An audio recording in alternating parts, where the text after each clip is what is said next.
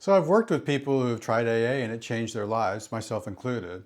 And I've worked with people who have tried AA and it nearly made them give up entirely.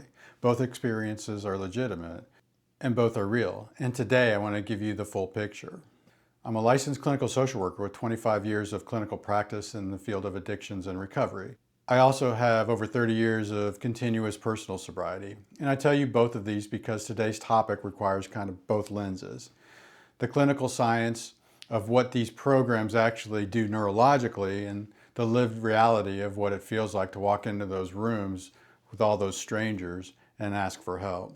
Today we're going to look at 4 distinct support group models: Alcoholics Anonymous, Smart Recovery, LifeRing Secular Recovery, and Refuge Recovery. My goal is not to rank them. My goal is to give you some clinical frameworks to find the one that maybe best fits for you, your nervous system, your psychology, and your recovery journey. Before we look at each program, I want to ground this in something that we've discussed before, that OHALT framework. Overwhelmed, hungry, angry, lonely, tired. And today, the L, lonely, is arguably the most dangerous state in early recovery. We've removed the substances.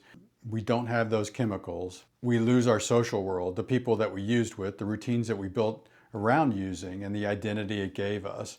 The void is real and it is neurologically destabilizing. Support groups exist specifically to fill that void. They are not optional extras for serious recovery. They are clinical tools.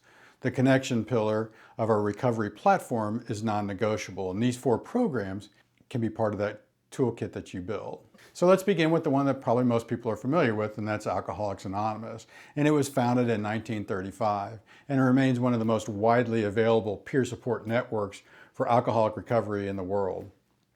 If you're in early recovery and you need a meeting tonight, AA is probably going to be the most accessible to you.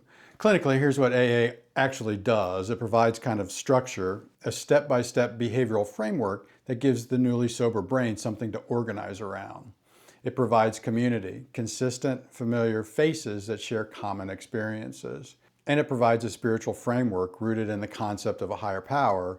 And for many people, it provides a profound sense of purpose and relief from the burden of trying to control everything alone. Now, I want to be direct about this. A higher power does not necessarily mean God in the traditional religious sense. Many AA members define higher power as the group itself, as nature or set of values. The program allows for that flexibility, which is nice.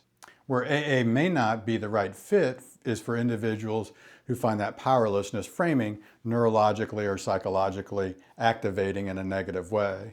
The first step, admitting that we're powerless over alcohol, is genuinely transformative for some people and genuinely counterproductive for others. Neither response makes you wrong. It makes you specific. If AA works for you, then stay. If AA hasn't worked for you, then keep watching. The second group I want to discuss is Smart Recovery, which stands for Self-Management and Recovery Training. And it's developed in a scientifically grounded alternative to the 12-step model, and it draws heavily from cognitive behavioral therapy, which is one of the most rigorously researched treatment modalities we have in clinical literature. Here's the core clinical distinction. Where AA asks you to surrender control, Smart Recovery asks you to build it. The tool focuses on managing urges, changing thought patterns that precede use, and building a life that doesn't require substance as a coping mechanism. For someone whose nervous system responds well to agency and evidence-based reasoning, this can be profoundly effective. There's no step sequence, there's no sponsor model. Meetings are discussion-based and crosstalk, meaning you can actually respond to what someone else was saying is actively encouraged. It functions more like group therapy sessions than a traditional support meeting. One important clinical note: Smart Recovery is compatible with medication-assisted treatment. If you're working with a physician on MAT, Smart Recovery will not ask you to justify that decision. The meeting is about your behaviors and your thinking, not about your prescription. Smart Recovery meetings are available online and in person globally, and they address all forms of addiction, not just alcohol. I want to pause here for a moment. As I've said, I've been clinically practicing for 25 years, and I've seen people find footing through every single one of these programs we were discussing today. I've also seen people try one, have a difficult experience and assume that recovery support isn't for them. That assumption is never clinically accurate. It just means that the room didn't fit, so let's keep looking. The third group I want to talk about is LifeRing Secular Recovery. It's built on what they call the 3 S's: sobriety, secularity, and self-empowerment. No higher power, no step sequence, no sponsor requirement. The cornerstone of LifeRing meeting is a format called How Was Your Week? Which sounds simple, but clinically it's quite sophisticated. Members share their real-life experiences and the group responds directly. There is no prescribed script on how to share. There is no hierarchy of experience. Every person in the room is considered an expert in their own recovery. LifeRing also offers specific meetings for communities that feel underrepresented in more traditional recovery spaces. LGBTQ plus individuals, veterans, people navigating co-occurring mental health disorders, and even care providers. That specifically matters because the nervous system co-regulates most effectively with people with a shared lived experience.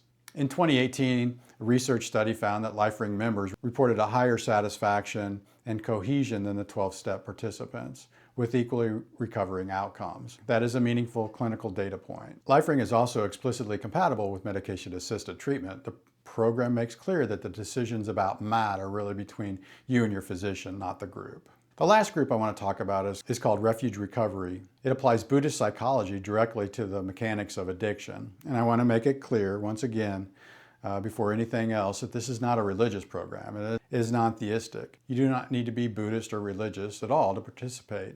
The framework is built around the 4 noble truths adapted for recovery. The first truth: addiction creates suffering. Second, suffering has a root cause in repetitive cravings.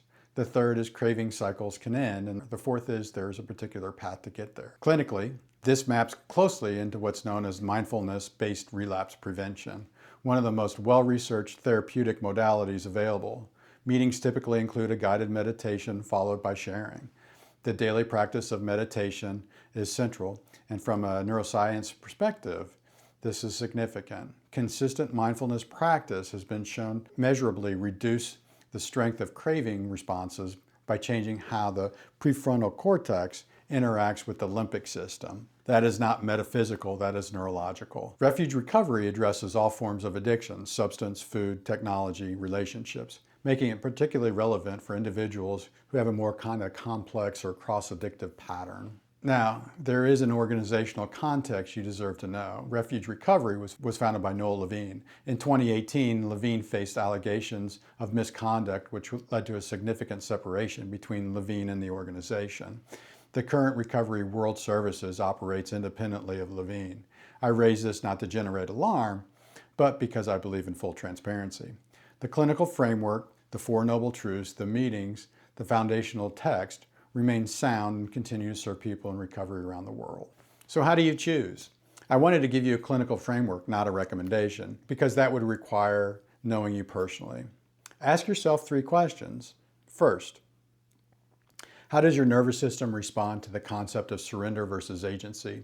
If surrender brings relief, AA may be your entry point. If agency brings safety, Smart Recovery at LifeRing may be a better fit. Second, what is your relationship with spirituality or mindfulness? If structured spiritual practices resonate, AA or Refuge Recovery. If you prefer a secular evidence-based framework, Smart Recovery or LifeRing. Third, what kind of meeting format allows you to actually speak? If you need structure and protocol, AA. If you need conversation and direct feedback, Smart Recovery or LifeRing. If you need quiet and reflection, Refuge Recovery. I want you to attend 3 meetings, ideally from 3 different programs. Not to find the right one on the first try, it's to collect data. Think of yourself as a research studying your own nervous system. Within each recovery framework that we've talked about today, they have different types of meetings. So make sure that once you kind of decide which one you want to try, let's explore all of those. Let's dig a little bit deeper into what they have to offer. My recovery has evolved. What I thought 1 month sober is different how I thought when I was 2 years sober, which is different how I think today. So I evolved, I grow. That's part of the whole process. What you found helpful for you at early recovery may be different as you start to evolve and grow. And so don't be afraid to switch it up. If you feel like you're not getting what you need out of one of those platforms, then let's try something different. If you feel like you're not getting what you need out of that framework, then take a risk and step out and maybe try a different one and see if that kind of rejuvenates and gets you back into some recovery. I do want to close with something I think is important. Finding the right support group is a process. If the first room you walk into doesn't feel right, that is not a sign that recovery isn't available to you. It's a sign that you haven't found the right room yet. The connection pillar of recovery is not built on a single meeting. It's built over time through showing up consistently in a community that understands the specific weight you are carrying, and that community exists for you in one form or another. Over 30 years ago, I walked into the rooms that changed my life. I still believe in the power of those rooms, and I want you to find yours. I want to leave you with something that I've learned over my career and my sobriety. Recovery is not a room you walk into once and immediately feel at home. For most people, myself included, it's a series of doors. Some of these open easily, some of them are heavier than they look, some of them take you somewhere unexpected. The only door that doesn't lead you anywhere is the one that you stop opening. So whatever room you're in right now, whether that's a meeting, this video, or simply a quiet moment where you're finally admitting that you need something different, that is not the beginning of a test. It's actually the beginning of learning. And learning, by definition, never fails. It only accumulates. So keep opening doors. If this was helpful, I encourage you to subscribe. We go deep into clinical science of recovery here every week. If you want to explore the other pillars of your recovery platform, I've linked relevant videos in the description below. And as always, recovery is not a destination, it's a practice. Thank you all for being here. Y'all be safe.